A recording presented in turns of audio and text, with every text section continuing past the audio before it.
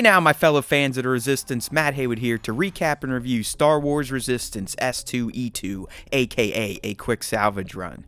The episode opens with Tam listening to Kaz's apology again, and just as you can see that she's affected by it, Rucklin walks in and sees her with the communicator, so he works her over and convinces her to hand it over to Tyranny and Pyre like a good little traitor. Meanwhile, back on the Colossus, Kaz and Niku are hanging out at Aunt Z's watching pirates get wasted when Sonara approaches them to figure out where they may be headed. Thanks to Niku, she infers that Kaz has contacted Tam, and she smartly thinks it was a dumb move. Before Kaz can stumble all over himself, he gets called to the bridge to check out a long-range transmission meant for him. It turns out that the message is from Kaz's dad, so he and Kaz's family were not obliterated during the First Order Starkiller attack. Kaz's dad does let Kaz know that he's not safe and that bounty hunters are now after him before the signal gets lost. Back with the First Order, Tam hands over her comm device to the pleasure of Tyranny and Pyre. Tam informs them that Kaz has contacted her, so they plan to use the device to figure out where Kaz and the Colossus are. Thanks, Tam. The episode shifts back to the Colossus, and it's revealed to Kaz and company that the Resistance base has been destroyed on Dakar thanks to a battle that they can see the remains of.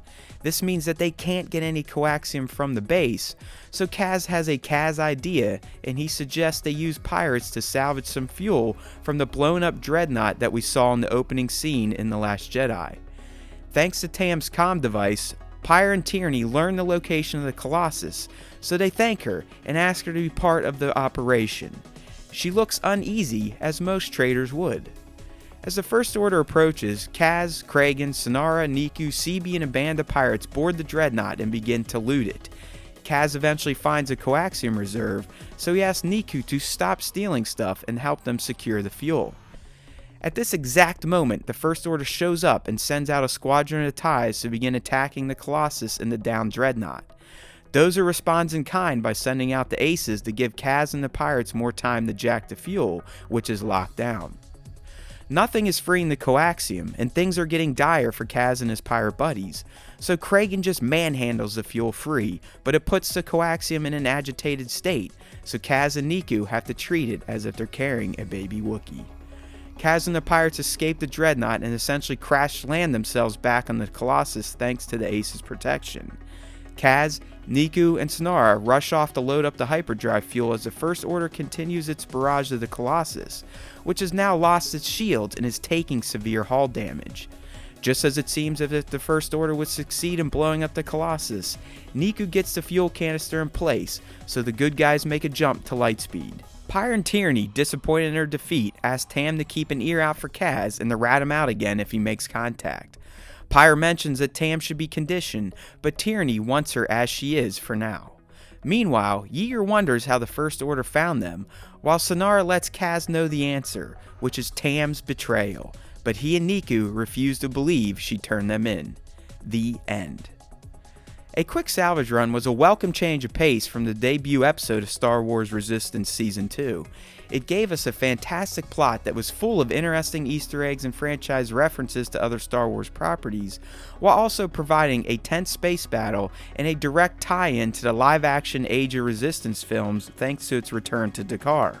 I loved being able to see the fallout of Poe's battle with the Dreadnought, as well as how people who weren't there interpreted what happened.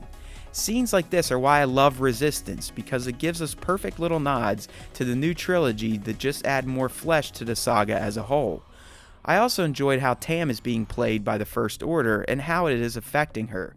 You can tell deep down that a lot of what they do makes her feel uncomfortable, yet she can't help but be influenced by tyranny to the point of blatantly betraying her friends to their potential deaths. At this point, it's inevitable that Tam will have to either sacrifice her innocence and do something awful to her friends, or she will see the light and help to turn the tide against Tyranny and Pyre. I'd love to see the former, but considering this is a show meant for younger audiences, I do think Tam will be redeemed in the end.